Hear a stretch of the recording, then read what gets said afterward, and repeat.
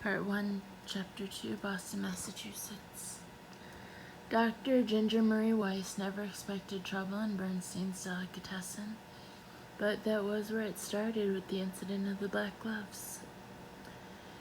Usually, Ginger could deal with any problems that came her way. She relished every challenge life presented, thrived on trouble. She would have been bored if her path had been always easy, unobstructed. However, it had never occurred to her that she might eventually be confronted with trouble she could not handle. As well as challenges, life provides lessons, and some are more welcome than others. Some lessons are easy, some difficult, some are devastating. Ginger was intelligent, pretty, ambitious, hardworking, and an excellent cook. But her primary advantage in life was that no one took her seriously on first encounter. She was slender, a wisp, a graceful sprite, who seemed as insubstantial as she was lovely. Most people underestimated her for weeks or months, only gradually realizing that she was a formidable competitor, colleague, or adversary. The story of Ginger's mugging was legend at Columbia Presbyterian in New York, where she had served her internship 4 years prior to the trouble at Bernstein's delicatessen. Like all interns, she had often worked 16-hour shifts and longer day after day, and had left the hospital with barely enough energy to drag herself home. One hot, humid Saturday night in July, after completing an especially grueling tour of duty, she headed for home shortly after 10 o'clock and was accosted by a hulking Neanderthal with hands as big as shovel blades, huge arms, no neck, and a sloping forehead. "You scream," he said, launching himself at her with jack-in-the-box suddenness, "and I'll bust your goddamn teeth out." He seized her arm and twisted it behind her back. "You understand me, bitch?" No other pedestrians were close, and the nearest cars were 2 blocks away, stopped at a traffic light. No help in sight. He shoved her into a narrow, night-mantled serviceway between 2 buildings, into a trash-strewn passage with only one dim light. She slammed into a garbage bin, hurting her knee and shoulder, stumbled but did not fall. Many armed shadows embraced her. With ineffectual whimpers and breathless protests, she made her assailant feel confident, because at first she thought he had a gun. Humor a gunman, she thought. Don't resist. Resistors get shot. "Move," he said between clenched teeth, and he shoved her again. When he pushed her into a recessed doorway 3/4 of the way along the passage, not far from the single faint bulb at the end, he started talking filthy, telling her what he was going to do with her after he took her money. And even in the poor light, she could see he held no weapon. Suddenly she had hope. His vocabulary of obscenities was blood-curdling, but his sexual threats were so stupidly repetitive that they were almost funny. She realized he was just a big, dumb loser who relied on his size to get what he wanted. Men of his type seldom carried guns. His muscles gave him a false sense of invulnerability, so he probably had no fighting skill either. While he was emptying the purse that she willingly relinquished, Ginger summoned all her courage and kicked him squarely in the crotch. He doubled over from the blow. She moved fast, seized one of his hands, and bent the index finger backward savagely, until the pain must have been as excruciating as the throbbing in his bruised privates. Radical, violent backward extension of the index finger could quickly incapacitate any man, regardless of his size and strength. By this action, she was straining the digital nerve on the front of his hand, while simultaneously pinching the highly sensitive median and radial nerves on the back. The intense pain also traveled into the acromial nerves in his shoulder and to his neck. He grabbed her hair with his free hand and pulled. That counterattack hurt, made her cry out, blurred her vision. But she gritted her teeth, endured the agony, and bent his captive finger even farther. Her relentless pressure quickly banished all thought of resistance from his mind. Involuntary tears burst from his eyes, and he dropped to his knees, squealing and cursing and helpless. "Let go of me! Let go of me, you bitch!" Flicking sweat out of her eyes, tasting the same salty effluence at the corners of her mouth, Ginger gripped his index finger with both hands. She shuffled cautiously backward and led him out of the passage in an awkward three-point crawl, as if dragging a dangerous dog on a tightened choke chain. Scuttling, scraping, hitching, and humping himself along on one hand and two knees, he glared up at her, with eyes muddied by a murderous urge. His mean, lumpish face became less visible as they moved away from the light, but she could see that it was so contorted by pain and fury and humiliation that it did not seem human, a goblin face. And in a shrill goblin voice he squealed a chilling array of dire imprecations. Side note, I didn't know what imprecations meant, so I looked it up. I looked the definition up. Imprecation, a spoken curse. Then side note.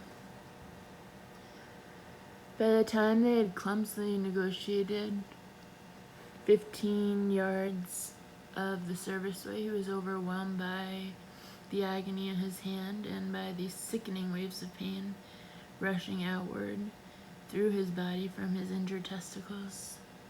He gagged, choked, and vomited on himself. She still did not dare let go of him. Now, given the opportunity, he would not merely beat her senseless, he would kill her. Disgusted and terrified, she urged him along even faster than before. Reaching the sidewalk with the befouled and chastened mugger in tow, she saw no pedestrians who could call the police for her. So she forced her humbled assailant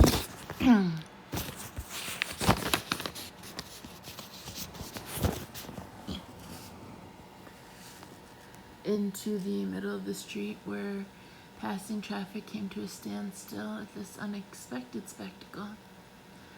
When the cops finally arrived, Ginger's relief was exceeded by that of the thug who had attacked her. In part, people underestimated Ginger because she was small, 5'2", 102 pounds, not physically imposing, certainly not intimidating. Likewise, she was shapely but not a blonde bombshell. She was blonde, however, and the particular silvery shade of her hair was what caught a man's eye, whether he was seeing her for the first time or the 100th. Even in bright sunshine, her hair recalled moonlight. That ethereally pale and radiant hair, her delicate features, blue eyes that were the very definition of gentleness, an Audrey Hepburn neck, slender shoulders, thin wrists, long-fingered hands, and her tiny waist all contributed to a misleading impression of fragility. Furthermore, she was quiet and watchful by nature, two qualities that might be mistaken for timidity. Her voice was so soft and musical that anyone could easily fail to apprehend the self-assurance and underlying authority in those dulcet tones. Ginger had inherited her silver blonde mane, cerulean eyes, beauty, and ambition from her mother, Anna, a 5'10" Swede. "You're my golden girl," Anna said when Ginger graduated from 6th grade at the age of 9, 2 years ahead of schedule, after being promoted twice in advance of her peers. Ginger had been the best student in her class and had received a gilt-edged scroll in honor of her academic excellence. Also, as one of 3 student performers who had provided entertainment before the graduation ceremony, she had played 2 pieces on the piano, Mozart followed by a ragtime tune, and had brought the surprised audience to its feet. Golden Girl, Anna said, hugging her all the way home in the car. Jacob drove, blinking back tears of pride. Jacob was an emotional man, easily moved. Somewhat embarrassed by the frequency with which his eyes moistened, he usually tried to conceal the depth of his feeling by blaming his tears or reddened eyes on a never-specified allergy. Must be unusual pollens in the air today, he said twice on the way home from graduation. Irritating pollens. Anna said, it's all come together and you bubble up. My best features and your father's best, and you're going places, by gosh, you just wait and see if you aren't. High school, then college, then maybe law school or medical school. Anything you want to do, anything. The only people who never underestimated Ginger were her parents. They reached home, turned into the driveway. Jacob stopped short of the garage and said in surprise, what are we doing? Our only child graduates from 6th grade.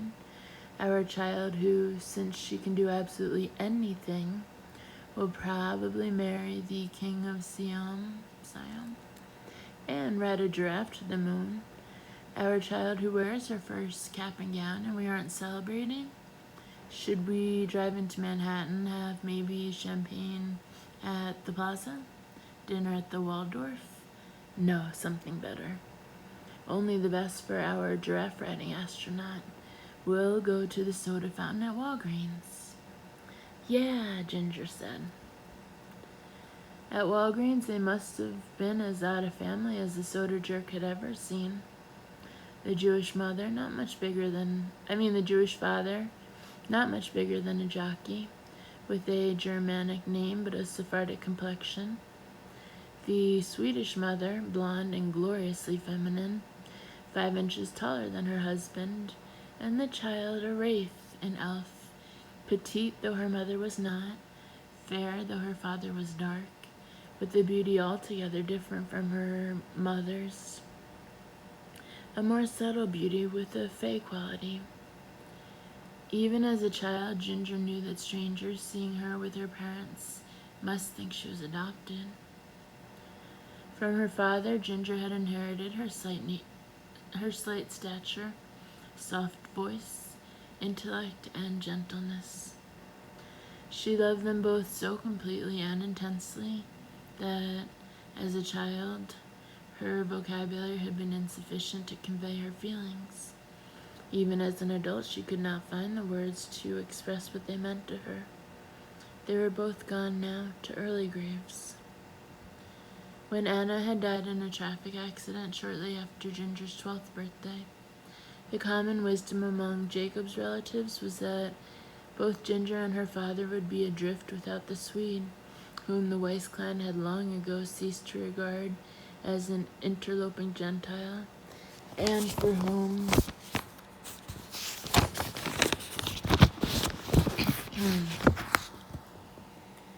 they developed both respect and love. Everyone knew how close the three had been, but more important, everyone knew that Anna had been the engine powering the family's success. It was Anna who had taken the least ambitious of the Weiss brothers, Jacob the dreamer, Jacob the meek, Jacob with his nose always in a detective novel or science fiction story, and made something of him. He had been an employee in a jewelry store when she married him, but by the time she died, he owned 2 shops of his own. After the funeral, the family gathered at Aunt Rachel's big house in Brooklyn Heights. As soon as she could slip away, Ginger sought solace in the dark solitude of the pantry. Sitting on a stool with the aroma of many spices heavy in the air of that narrow place, praying to God to bring her mother back, she heard Aunt Francine talking to Rachel in the kitchen. Fran was bemoaning the grim future awaiting Jacob and his little girl in a world without Anna.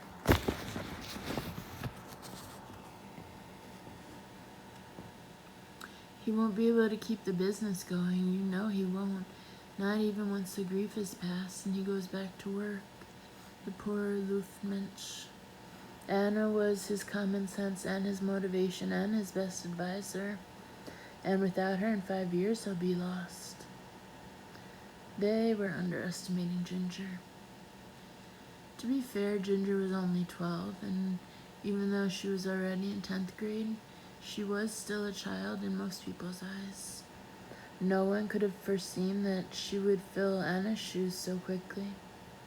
She shared her mother's love of cooking, so in the weeks following the funeral, she poured through cookbooks, and with the amazing diligence and perseverance that were her trademarks, she acquired what culinary skill she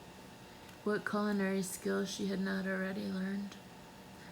The first time relatives came for dinner after Anna's death, they exclaimed over the food.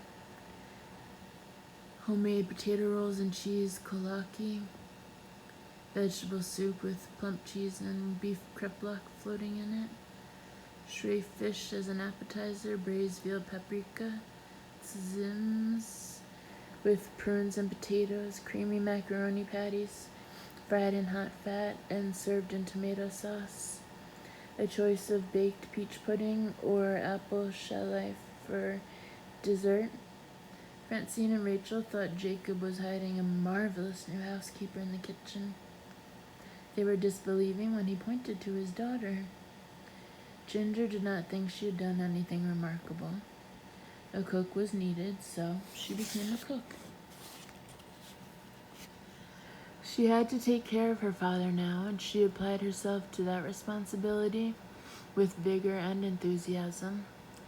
She cleaned house swiftly, efficiently, and with a thoroughness that defied her Aunt Francine's sub rosa inspections for dust and grime. Although she was only 12, she learned to plan a budget, and before she was 13, she was in charge of all the household accounts. At 14, 3 years younger than her classmates, Ginger was the valedictorian of her high school class.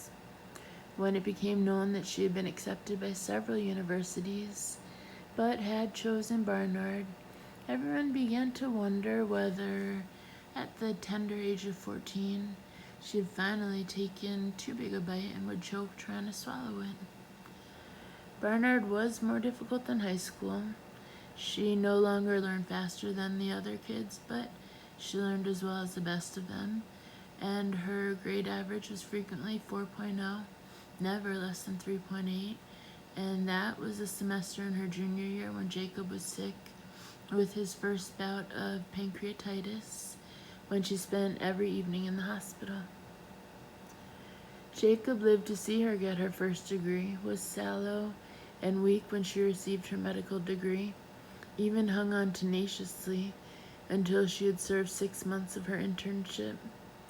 But after 3 bouts of recurring pancreatitis, he developed pancreatic cancer, and he died before Ginger had finally made up her mind to go for a surgical residency at Boston Memorial instead of pursuing a career in research. Because she had been given more years with Jacob than she had been given with her mother, her feelings for him were understandably more profound, and the loss of him was even more devastating than the loss of Anna had been. Yet she dealt with that time of trouble as she dealt with every challenge that came her way, and she finished her internship with excellent reports and superb recommendations. She delayed her residency by going to California to Stanford for a unique and arduous 2-year program of additional study in cardiovascular pathology. Thereafter, following a 1-month vacation, by far the longest rest she had ever taken, she moved east again to Boston, acquired a mentor in Dr. George Hanaby, chief of surgery at Memorial, and renowned for his pioneering achievements in various cardiovascular surgical procedures, and served the first 3/4 of her 2-year residency without a hitch.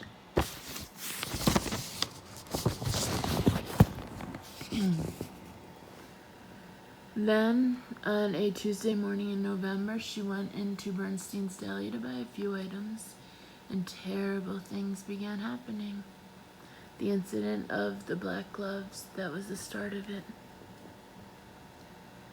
Tuesday was her day off, and unless one of her patients had a life-threatening crisis, she was neither needed nor expected at the hospital. During her first 2 months at Memorial, with her usual enthusiasm and tireless drive, she had gone to work on most of her days off, for there was nothing else that she would rather do. But George Hannaby put an end to that habit as soon as he learned of it. George said that the practice of medicine was high-pressure work, and that every physician needed time off, even Ginger Weiss. If you drive yourself too hard, too fast, too relentlessly, he said, it's not only you that suffers, but the patient as well. So, every Tuesday she slept an extra hour, showered, and had 2 cups of coffee while she read the morning paper at the kitchen table by the window that looked out on Mount Vernon Street. At 10 o'clock she dressed, walked several blocks to Bernstein's on Charles Street, and bought pastrami, corned beef, homemade rolls, or sweet pumpernickel, potato salad, blintzes, maybe some lox, maybe some smoked sturgeon, sometimes cottage cheese vareniki to be reheated at home.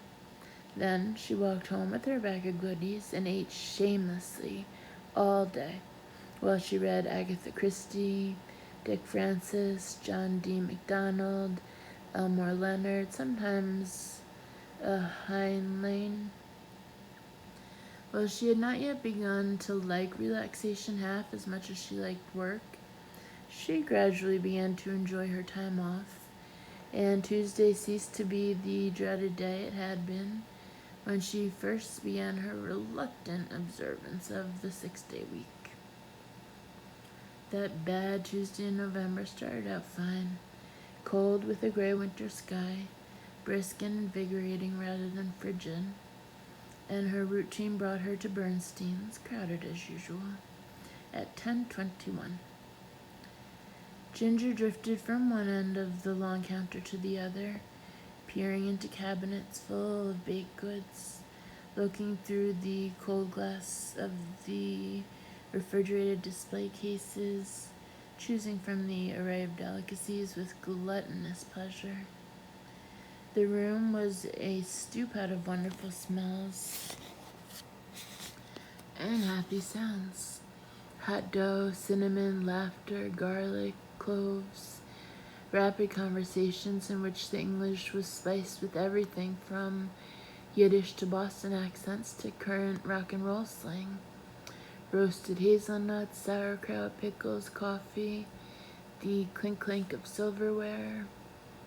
When Ginger had everything she wanted, she paid for it, pulled on her blue knit gloves, and hefted the bag, going past the small tables at which a dozen people were having a late breakfast, then headed for the door. She held the grocery bag in her left arm, and with her free hand, she tried to put her wallet back in her purse that was slung over her right shoulder. She was looking down at the purse as she reached the door, and a man in a gray tweed topcoat and a black Russian hat entered the deli at that moment, his attention as distracted as hers. They collided. As cold air swept in from outside, she stumbled backward a step. He grabbed at her bag of groceries to keep it from falling, then steadied her with one hand on her arm. "Sorry," he said, "that was stupid of me." "My fault," she said. "Daydreaming," he said. "I wasn't looking where I was going," she said. "You all right?" "Fine, really."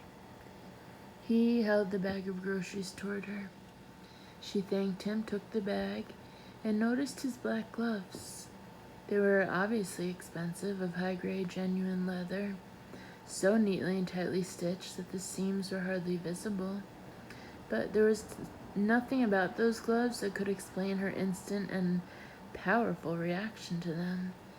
Nothing unusual, nothing strange, nothing threatening. Yet she did feel threatened, not by the man. He was ordinary, pale, doughy face with kind eyes behind thick tortoiseshell glasses. Inexplicably, unreasonably, the gloves themselves were what abruptly terrified her. Her breath caught in her throat and her heart hammered. The most bizarre thing was the way every object and all the people in the deli began to fade as if they were not real, but merely figments of a dream that was dissolving as the dreamer woke. The customers having breakfast at the small tables, the shelves laden with canned and packaged food, the display cases, the wall clock with the Manischewitz logo, the pickle barrel, the tables and chairs, all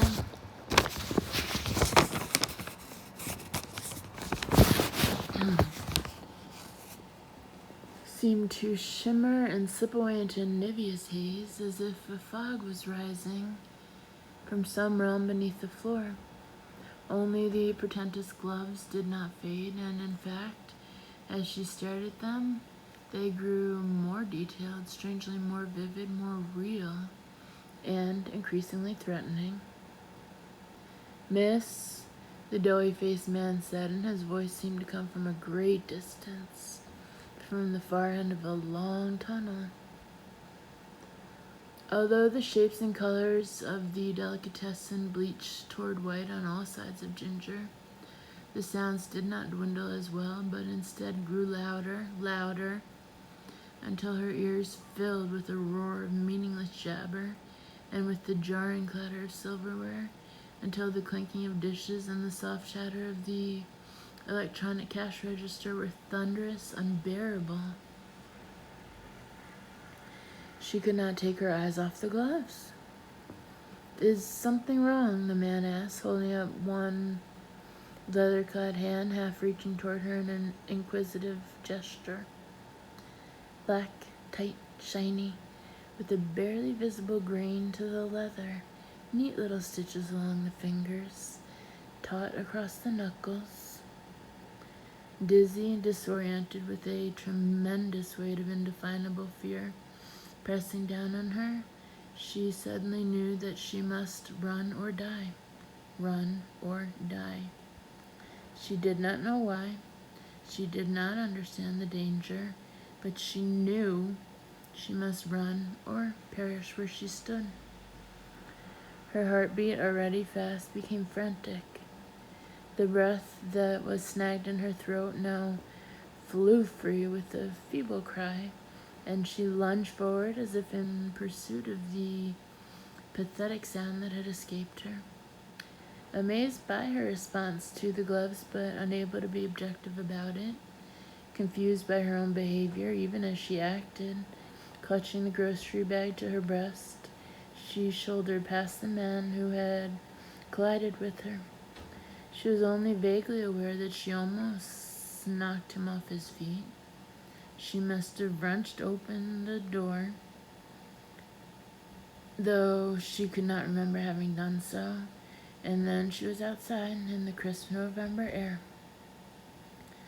The traffic on Charles Street, car horns, rumbling engines, the hiss-sigh crunch of tires, was to her right, and the deli windows flashed past on her left as she ran.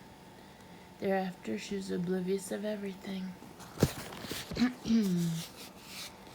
For the world around her faded completely away, and she was plunging through a featureless grayness, legs pumping hard, coattails flapping, as if flinging across an amorphous dreamscape, struck dumb by fear. There must have been many other people on the sidewalk, people whom she dodged or shoved aside, but she was not cognizant of them. She was aware only of the need to escape.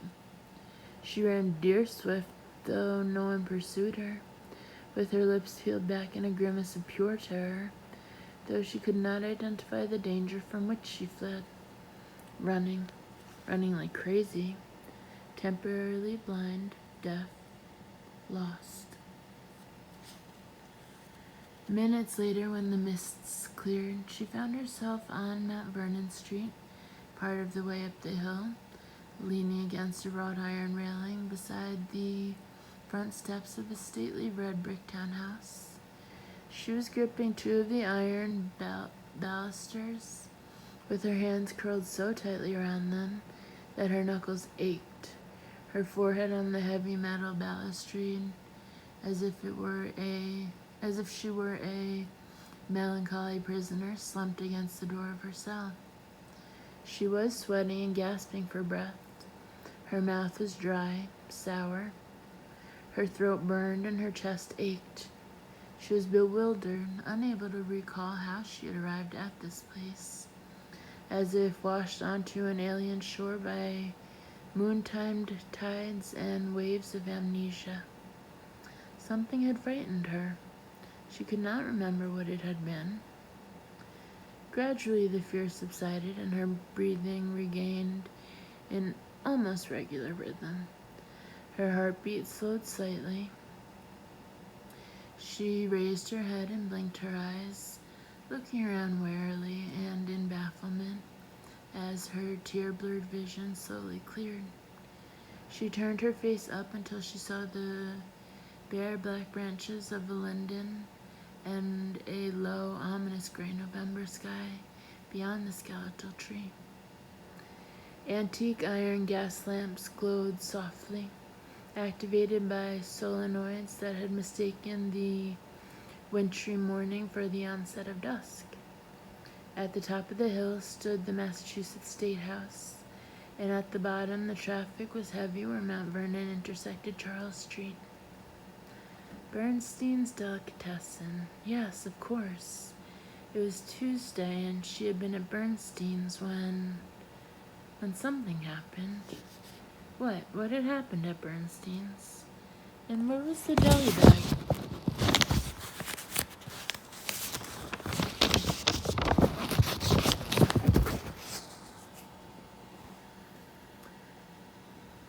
She let go of the iron railing, raised her hands, and blotted her eyes on her blue knit gloves. Gloves, not hers, not these gloves.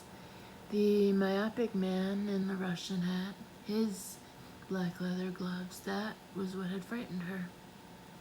But why had she been gripped by hysteria, overwhelmed by dread at the sight of them?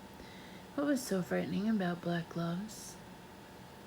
Across the street, an elderly couple watched her intently, and she wondered what she had done to draw their attention. Though she strained to remember, she could not summon the faintest recollection of her journey up the hill. The past 3 minutes, perhaps longer, were utterly blank. She must have run up Mount Vernon Street in a panic. Evidently, judging by the expressions on the faces of those observing her, she had made quite a spectacle of herself. Embarrassed, she turned away from them and started hesitantly down Mount Vernon Street, back the way she had come. At the bottom, just around the corner, she found her bag of groceries lying on its side on the pavement. She stood over it for long seconds, staring at the crumpled brown bundle, trying to recall the moment when she had dropped it. But where that moment should have been, her memory contained only grayness, nothingness. What's wrong with me? A few items had spilled from the fallen parcel, but none was torn open, so she put them back in the paper sack. Unsettled by her baffling loss of control, weak in the knees, she headed home, her breath pluming in the frosty air. After a few steps, she halted, hesitated. Finally, she turned back toward Bernstein's. She stopped just outside the deli and had to wait only a minute or two before the man in the Russian hat and the tortoiseshell glasses came out with a grocery bag of his own. Oh, he blinked in surprise. Listen, did I say I'm sorry? The way you stormed out of there, I thought maybe I'd only meant to say it, you know? She stared at his leather-sheathed right hand where it gripped the brown paper bag. He gestured with his other hand as he spoke, and she followed it as it described a brief, small pattern in the chilly air. The doves did not frighten her now.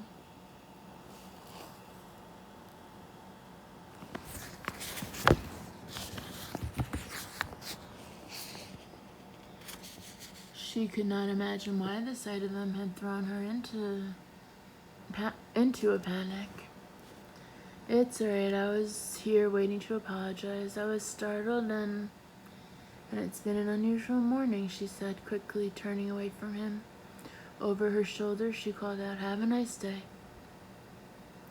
Although her apartment was not far away, the walk home seemed like an epic journey over vast expanses of gray pavement.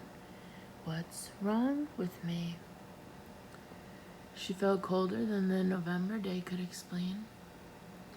She lived on Beacon Hill on the second floor of a 4-story house that had once been the home of a 19th century banker. She'd chosen the place because she liked the carefully preserved period detail.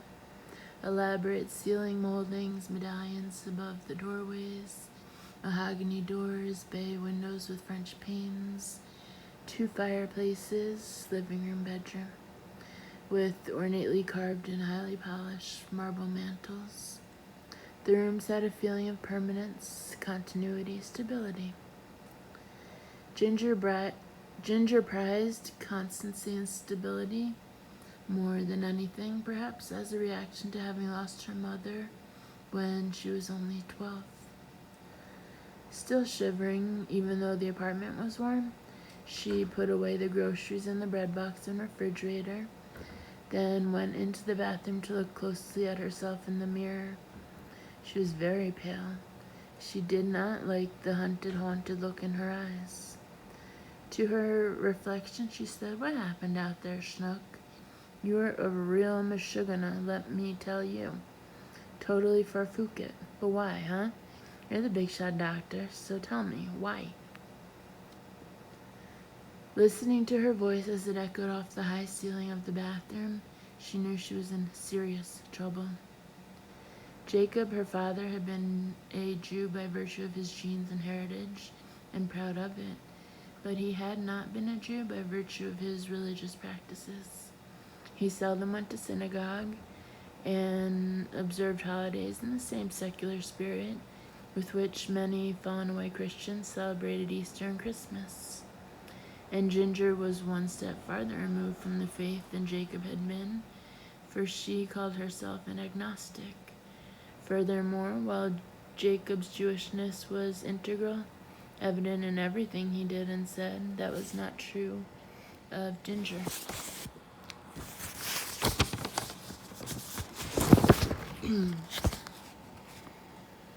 If asked to define herself, she would have said woman, physician, workaholic, political dropout, and other things before finally remembering to add Jew. The only time Yiddish peppered her speech was when she was in trouble, when she was deeply worried or scared, as if on a subconscious level she felt those words possessed talismanic value, charms against misfortune and catastrophe. Running through the streets, dropping your groceries, forgetting where you are, afraid when there's no reason to be afraid, acting like a regular farmishta, she said disdainfully to her reflection. People see you behaving like that, they'll think for sure you're a shikar.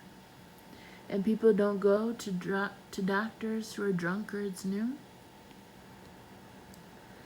The talismanic power of the old words worked a little magic. Not much, but enough to bring color to her cheeks and soften the stark look in her eyes.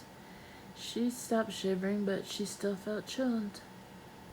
She washed her face, brushed her silver blonde hair, and changed into pajamas and a robe, which was her usual ensemble for a typically self-indulgent Tuesday.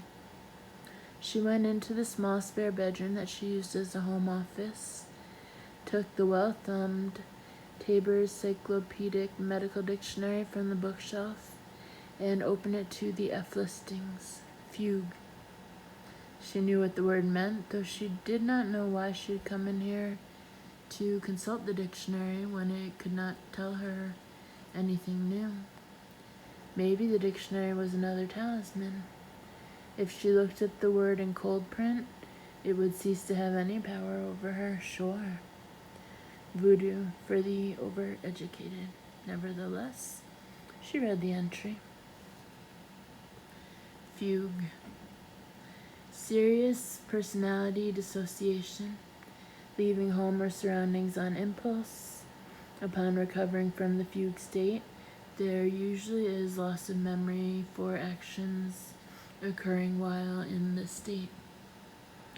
She closed the dictionary and returned it to the shelf.